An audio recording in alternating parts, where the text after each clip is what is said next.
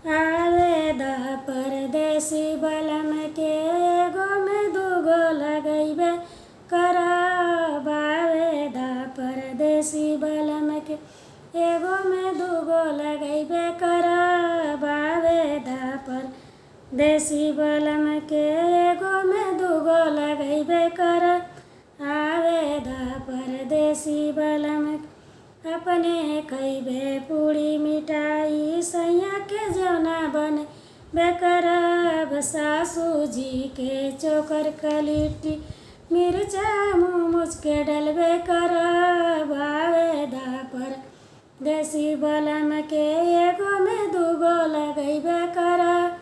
आवेदा परदेसी बलम के एगो में दूगो लगैबे करब।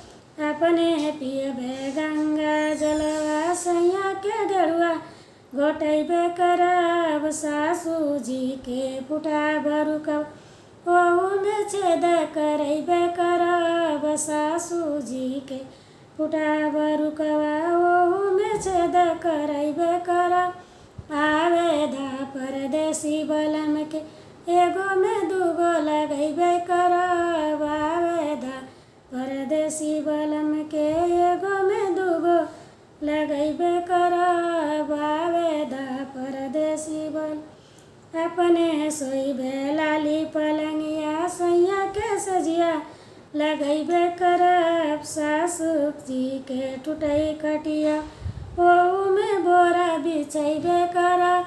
सासू जी के टूटै खटिया ओहू में बोरा बिछैबे करब। आवेदा परदेसी बलम के एगो में दूगो लगैबे करब। आवेदा परदेसी बलम के एगो में दूगो लगैबे करब। आवेदा परदेसी बलम के।